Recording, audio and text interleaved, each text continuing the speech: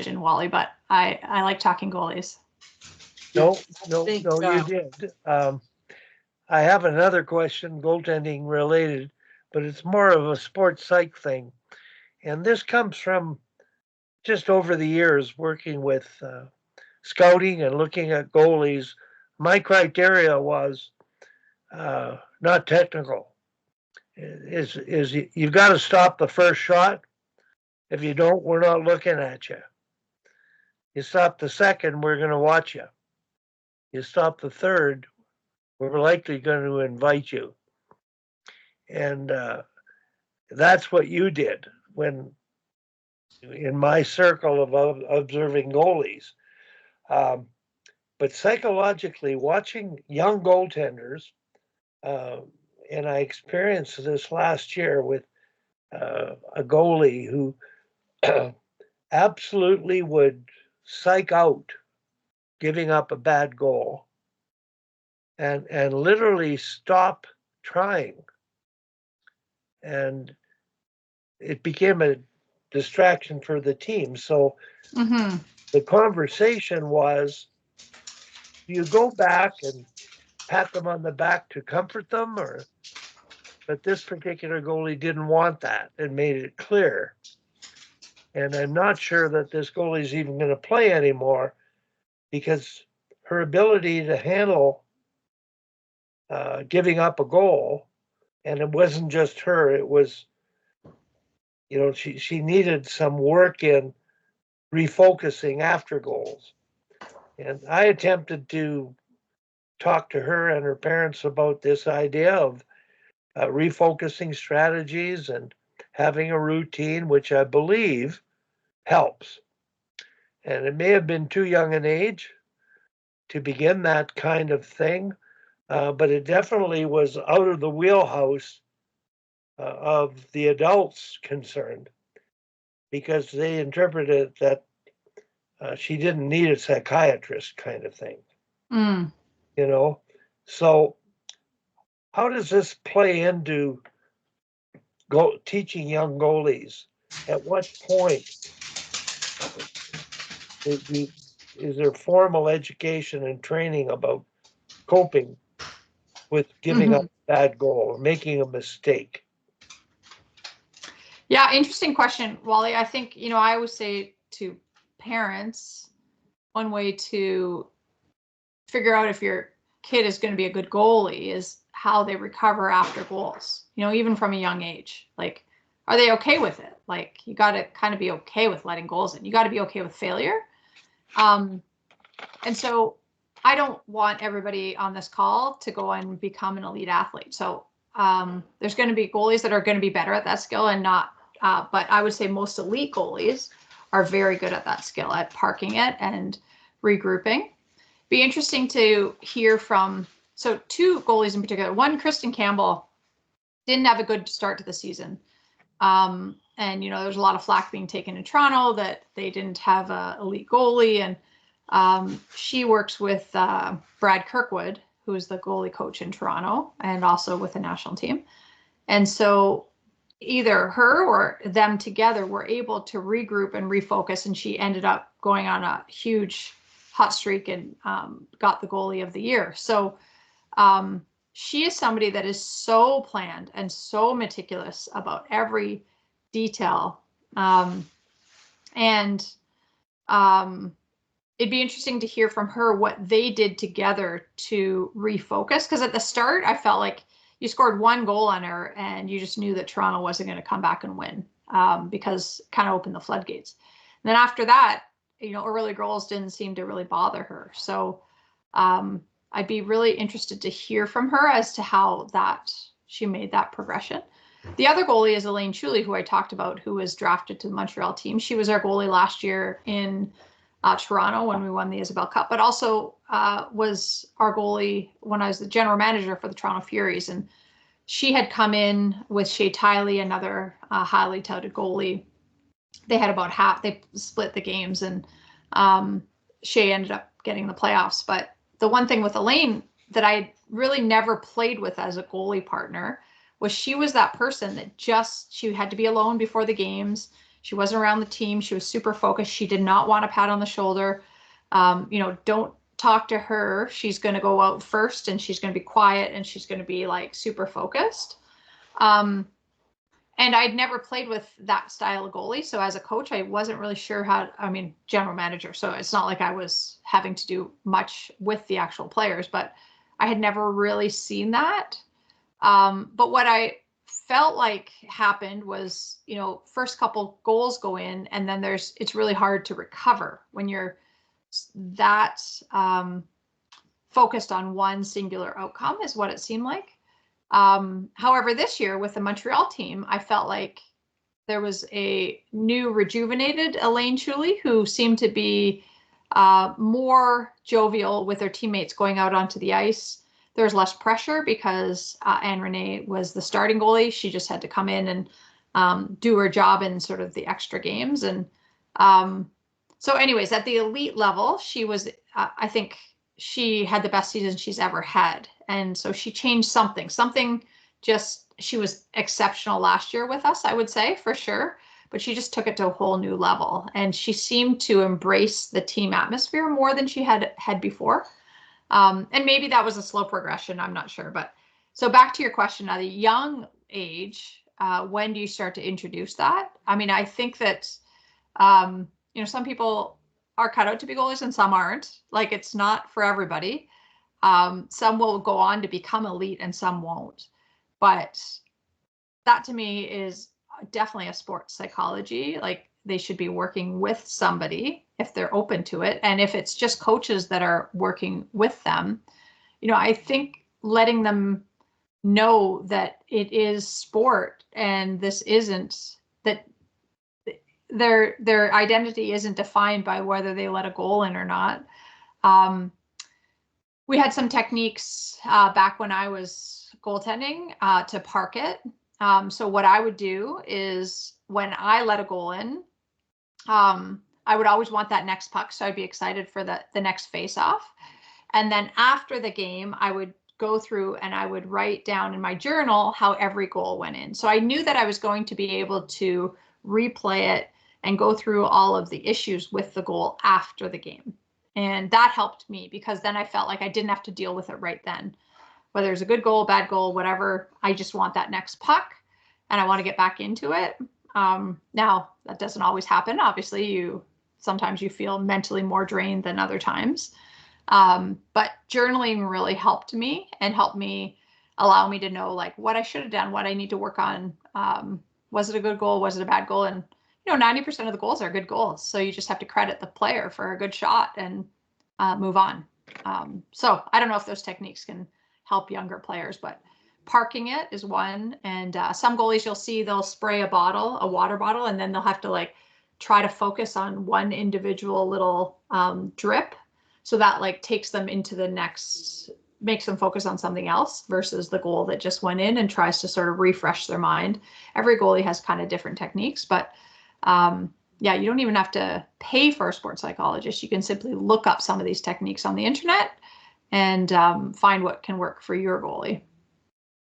Tom, did any of your goalies practice those kind of things? I don't know if they did or not. I kind of mentioned that David Marcoux thing he did with Kiprusoff to them. Where I think he flip his mask up, take a drink of water, think about it while he swished the water around his mouth, and then when he spit out the water, put his mask back. It was over. And it was that was his routine. So. I mean, it's a great routine. It's whatever gets you able to then be back into the game, right? Yeah. Now, I got a question, Sami. You mentioned Montreal, and they have a starter and an obvious backup. Mm-hmm. Tom doesn't. He may have talent-wise, but in minor hockey, the routine is to alternate goalies. And I've discovered over the years that when I decided to play games with that rotation, and ended up going with what I thought was the starter, I lost the spirit of the other goalie. And this was at an under 15 boys level. Mm-hmm. And I've always found, and goaltending's a little bit precarious, but I know many coaches get caught up with at the end of the season. They've alternated all year, but in the playoffs, they might get by the first round alternating, but then the heat's on, and they decide to name a starter. And I happened to observe a team practice after the coach named the starter for the remainder of the playoffs. And they were totally dialed out of the practice, making it useless.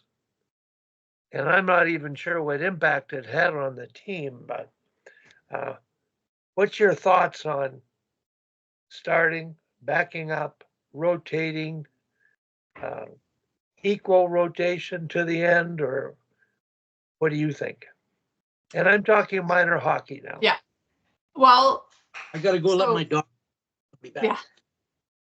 So just know that every time you back up sucks. And it's not fun. No matter, you try to like get yourself into a spirit to be there. It is not why you signed up for sport, to sit on the bench. So that's never fun. So I think, how do you mitigate that? I think exactly what you did, Wally, which was you alternate. I think in the minor hockey level, there's no reason why you can't alternate. You're right.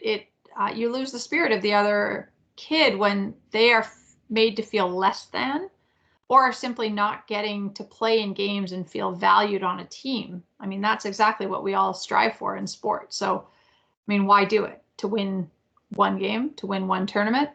I mean, as a coach, you can figure it out. If you want to have a goalie who plays in a final game, for instance, figure out if you have 5 games in a tournament, you can probably mathematically figure it out what game you want what you perceive to be a better goalie to be in. But that never has to be shared with the goalies. I think that Minnesota won a cup, the Walter Cup this year, alternating Maddie Rooney and Nicole Hensley, 2 goalies. Maddie Rooney won the Olympics in 2018 in Sochi when they beat Canada, and Nicole Hensley has been the Team USA starter / backup for the past 4 or 5 years. So they alternated them all season, and then even in the playoffs, they did something a little bit different so that a goalie played until they lost, and then the other goalie went in. So they'd get 2 or 3 games, and then the other goalie would go in, and then that way. But yeah, I think in minor hockey, I mean, there's a ton of money too. You have parents that are paying big dollars. Nobody, I think if you're not a goalie, everybody will say, well, they knew what they're getting themselves into. They know the other goalie's better. I don't care if you know the other goalie's better. I don't care if that goalie way outperforms you. It's still not fun to sit on the bench and not get to play. I mean, playing the game is the most fun of it all. And it's one thing to practice, but in practice as a goalie, that's not really where you're being taught to shine. But if you do happen to be on a team where there's a clear starter that you want to have starting all the games, then as a coach, it is your responsibility to make sure in practices there's enough competitive drills so that other goalie feels like they are getting to prove themselves to you, because that's where the goalie wants that. They just want to have eyes on them. They want to know that if there is a clear starter, that I'm going to do everything I can as a backup to be able to be better than that clear starter.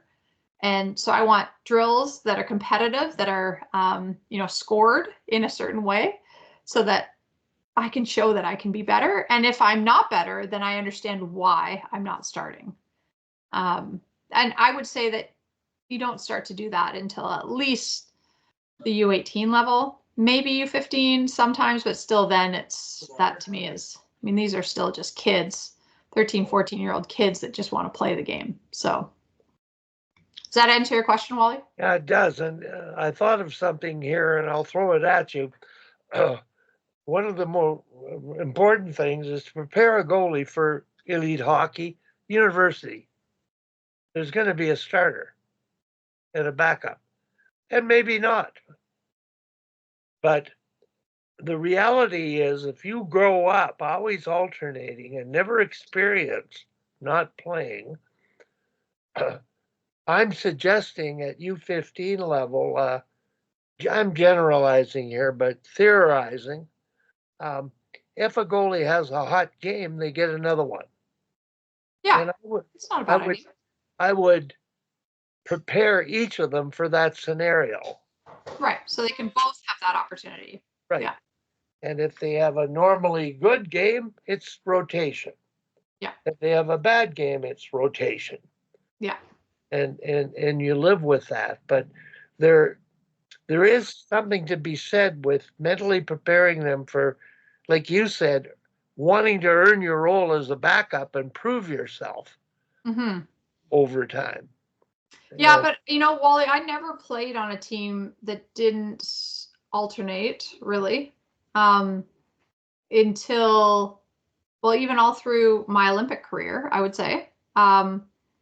Really until Salt Lake City Olympics was the first time that I ever was skipped over in a game that was like not alternating.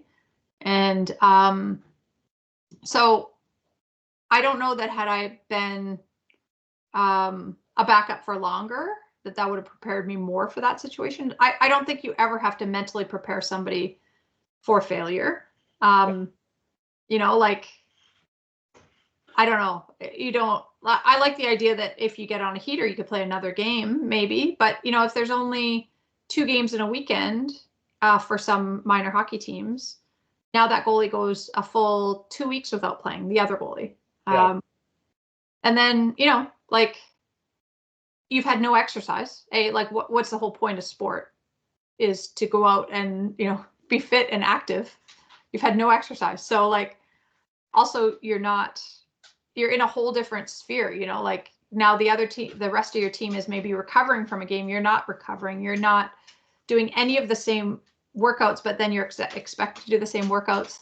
So I think as much as you can alternate at a youth level, at a younger level, I think is important. And like I said, Minnesota rode it all the way to the cup because then they had 2 goalies that were ready to play, so that when one faltered, the other one went in. And I think that is what won them the cup in the end. I think the message that being delivered is make your philosophy clear as a coach, communicate it with all your players and your goalies, and walk the talk in terms of consistency of how you deliver. And I think they'll support you. But for sure, like when I played with Kenny Dufton, we knew we were alternating. My goalie partner, Kendra Fisher, we knew we were alternating, and it just, if one landed to be a national championship final and it wasn't your turn to play, it just wasn't your turn to play.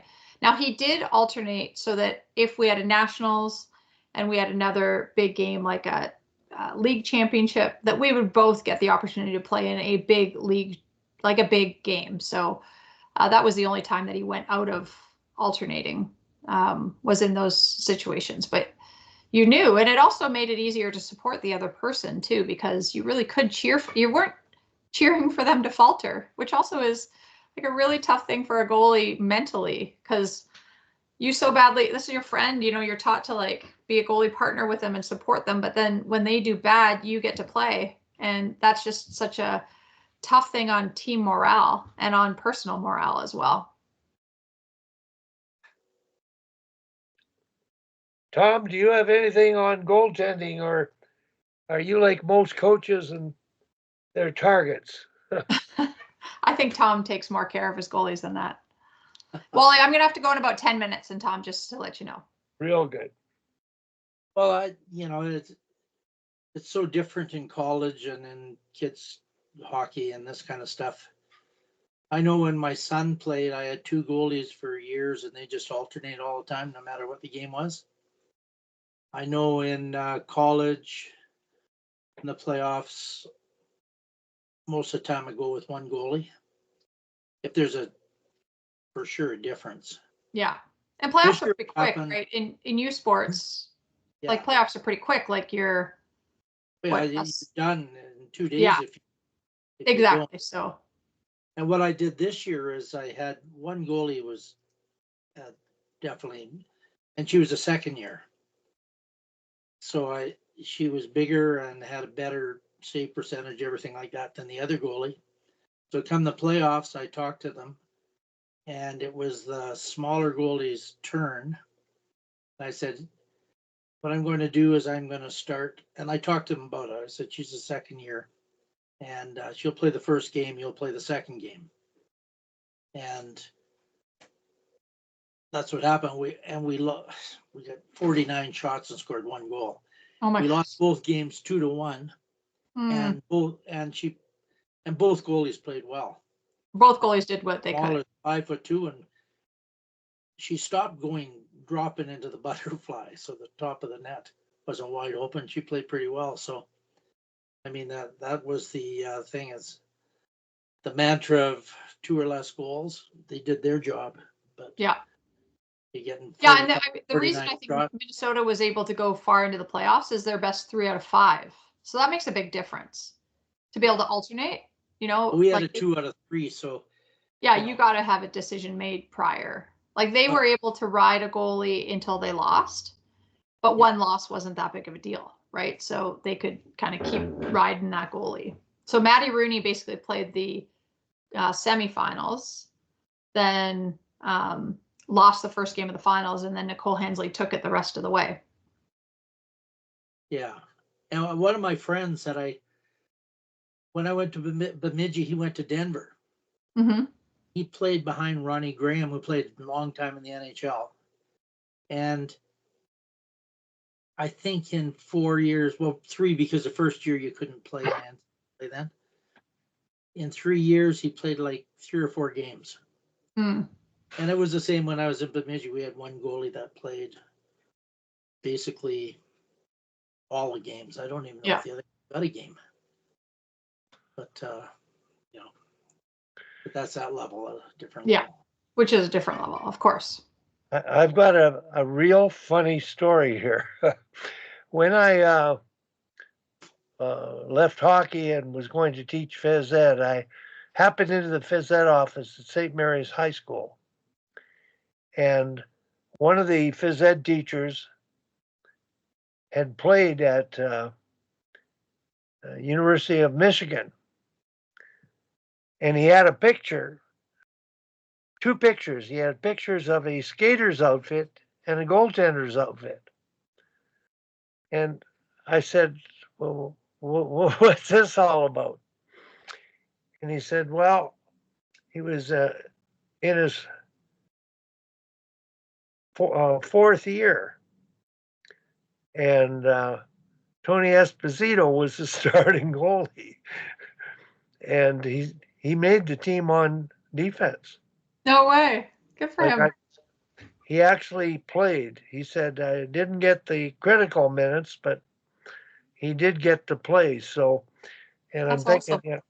goalies are usually pretty good athletes. And, if you look at your multi-sport background, Sammy, that would hold true to that cause. It's a very athletic, demanding position.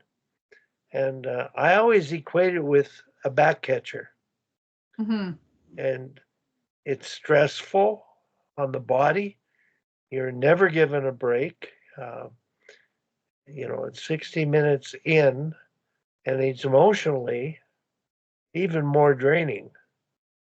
So kudos to you, Sammy, for surviving and goaltending. And I am going to contact Carla and send her an email. But the catch is going to be having you moderate the session. That'd be fun. Also, contact Howie. I know that you're good friends with him, and see if he'd be willing to come on. Who's that? Howie Draper. Okay. You guys both know him, right? Yep. Yeah. Yep. Yeah. I've only met him through the Sharks. Yep. Well, we've got one that's hung in there and one that didn't. Yeah, so I'd be curious to hear their experiences, the ups and downs. Like it's all new for all of us. So. Well, I'm not sure how Howie's coaching team was selected. I know that Carla picked her coaching team. Mm-hmm. So it's difficult. You have a philosophy of coaching. You're going to coach the way you coach, and you have to have support around you. Yeah, I mean, I know he got the Hockey Canada goalie coach down there with him, who coached U18s with him. Yeah. So I'm assuming he got to select Yeah. who he had, but I don't know. Well, pro hockey's a different kettle of fish. Mm-hmm. No doubt about that. And I still think the philosophy of team first wins in pro hockey. And I'm glad to hear the story of Minnesota and the goaltenders and the so-called second goalie winning it for them.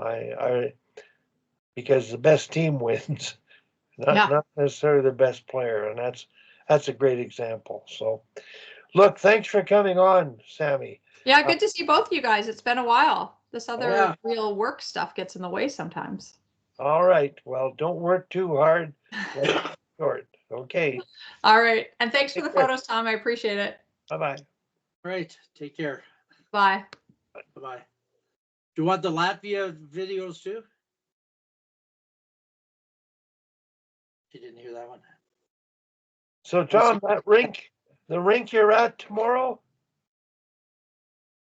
Flames Arena, where we watch the Chinese play. Okay.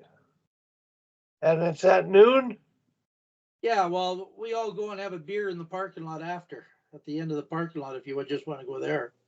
If you don't want to watch that awful hockey. What time does it start? Well, we play from 12 to 1:15, and I don't even know if we're allowed to have showers. We weren't allowed to have showers on Tuesday Okay. because of this water thing.